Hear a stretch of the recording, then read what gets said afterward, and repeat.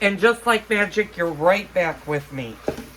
So this has been cooking for approximately 2 minutes. And it's getting more to the color that I want. The mushrooms are sweating. My bottom is pretty much clean. I'm just going to give it another minute.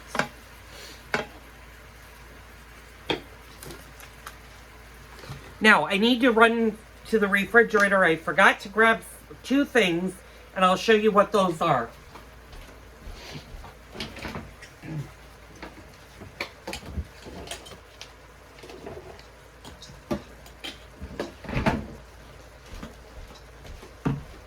Okay, I'm back. I forgot to add garlic to this. If you're not a garlic fan, this does not have to be added. It just adds or enhances a little bit of flavor. Normally, I would have added this at the same time that I added my onions. If you forget the garlic, you can always add it at the same time that you add your mushrooms. What I do is I use this minced garlic that you can get at your grocery store.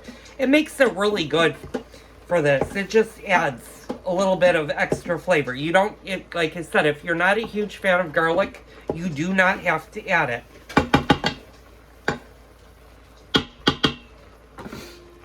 Now, the reason I'm going to turn you.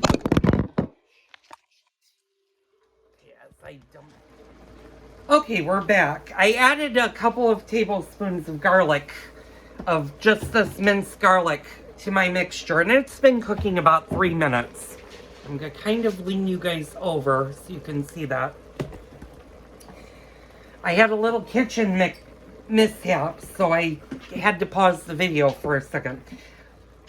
After about 3 minutes, and you've got liquid from your butter and stuff, scrape your bottom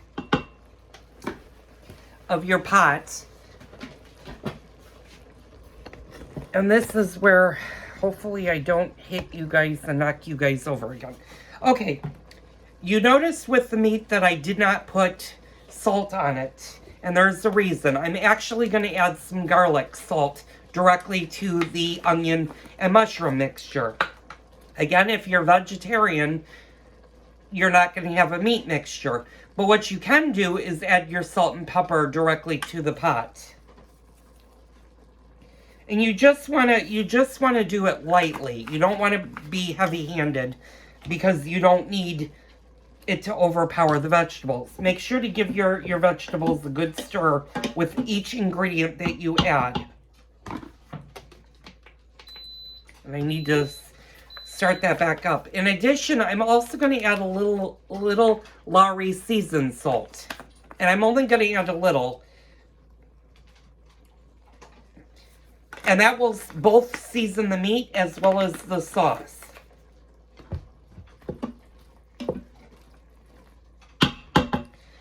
Now to this, I'm going to add 2 good squirts of Dijon mustard. And you want it to be Dijon mustard. You don't want it to be yellow mustard. Yellow mustard is a lot different than Dijon mustard. You can, if you're not a big mustard fan or you don't have Dijon mustard, you don't have to do this part, but it does enhance the flavors of the stroganoff. And I'm going to lean you over so you guys can see how much mustard I put in. And again, you're just going to want to give this a good stir.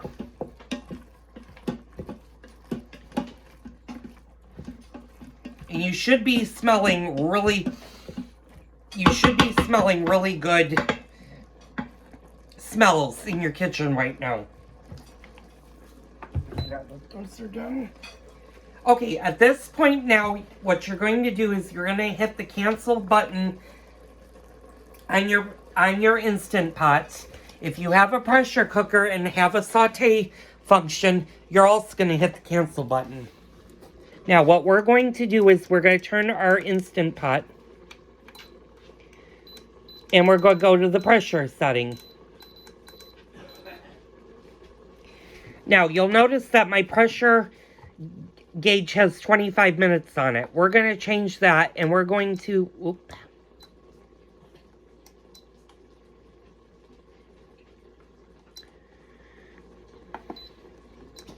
We're going to actually go for 20 minutes. And you're going to hit the start button. Oh, no, actually, I take that back. You're not going to hit the start button because it will try to pressure cook.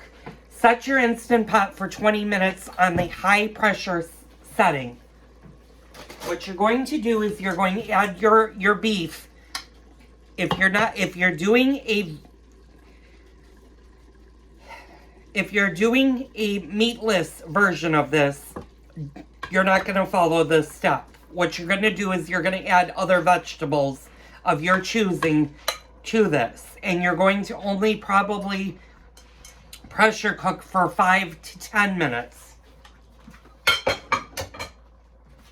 And the reason you're going to go with a lower pressure time for vegetables is vegetables cook a lot faster than meat does. So, now that we have the meat in the Instant Pot, what we're going to do is we're going to give this a good stir.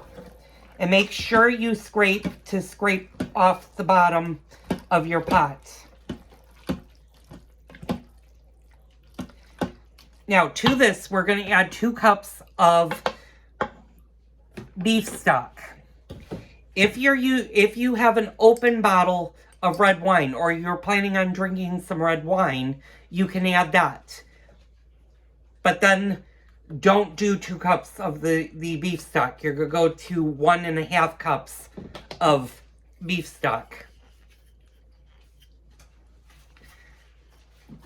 Let me see if I can even get this cork out.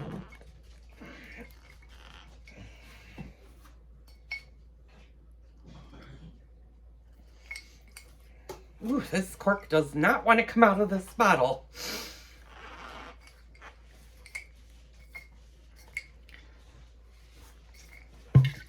Ooh, there we go. Okay, so what we're going to do is we're just going to add, that's about 1/2 cup, maybe 1 cup. So I'm not going to add as much beef stock to the Instant Pot. And I'll show you what we are doing. All right, I've got my liquid in my Instant Pot now. I'm going to add a little bit of the beef stock. And the beef stock is going to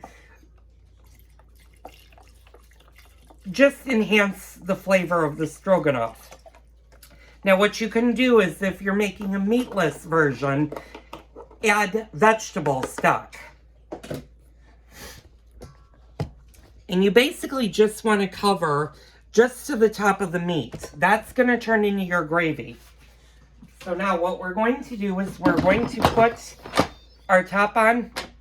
We're going to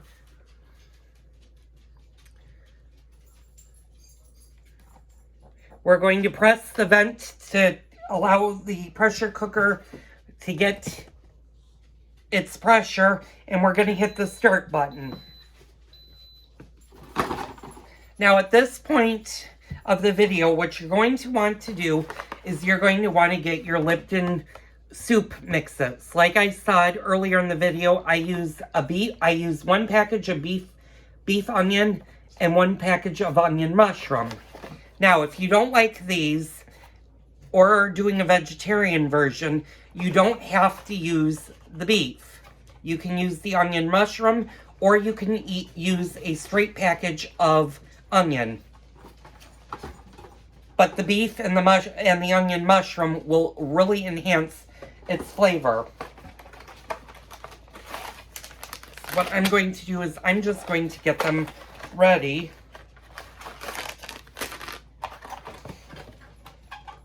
And you can find these Lipton soup mixes in your local grocery store. They're usually going to be where the soups are.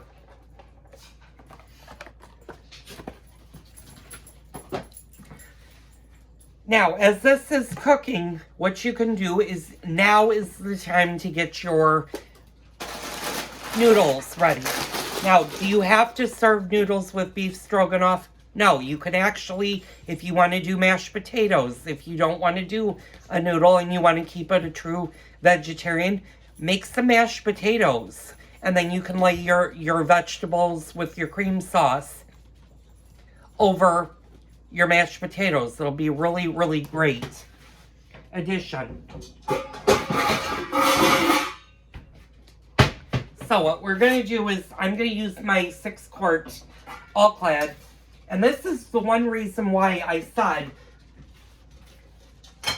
this is a 2-pot meal. We don't use the Instant Pot when we do the noodles. And the reason we don't use the Instant Pot is if I had put my noodles into the Instant Pot, my noodles would have sucked up all the liquid. And it would have made this a lot different. So always do your noodles on your stovetop. And as you can see, I'm going to show you, our pressure is on high. It is preheating. And as soon as it comes to pressure, it will actually start counting down.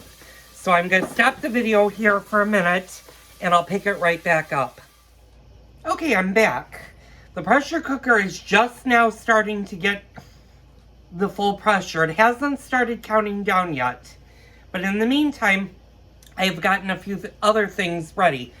I have my pot on the stove over here with water. I'm just allowing it to boil because I'm going to make the noodles. Like I said, if you're doing a meatless version, or even if you're doing the beef version and you don't want to do noodles, you can definitely do mashed potatoes with it. I bet that would be sensational with the sauce I'm going to teach you how to do. One of the ingredients that I use, and I'll show you how to do this, I've noticed a lot of recipes online call for Philadelphia cream cheese, which is fine. It will give it a creamy thing, but Philadelphia cream cheese doesn't have a lot of taste, if you've noticed. You have to usually doctor it. So what I do is I go to my local supermarket and I buy the Boursin, and I use the garlic and fine herb. They also make, sorry I said I'm trying to cut back. They also make shallots and chive, which actually would be also very good to this. Because I use so much meat, because I used a full chuck roast, I'm using 2 of these Boursin garlic and fine herbs. If you're vegetarian and can eat cheese, any one of these would be great. You're going to want to use at least 1. If you want a richer sauce, use 2. And like I said, you can usually find these in your supermarket, especially if your supermarket has a cheese section.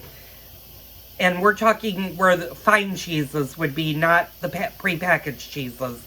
A lot of times these won't be with the prepackaged cheeses, such as your Kraft singles and other cheeses. Usually you'll find these more in the deli section or in the fine cheese section. My supermarket that I shop at actually has these, and it's gourmet cheese shop. They're on the back wall, but Costco actually does carry this from time to time. And usually when Costco has it is when I stock up on this.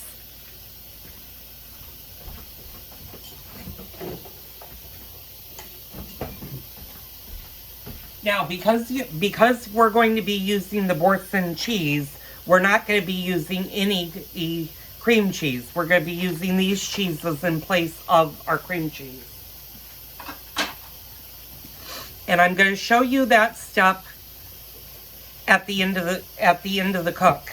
What we want to do is wait for the pressure cooker to come up to its time and start counting down. So I'm going to stop the video.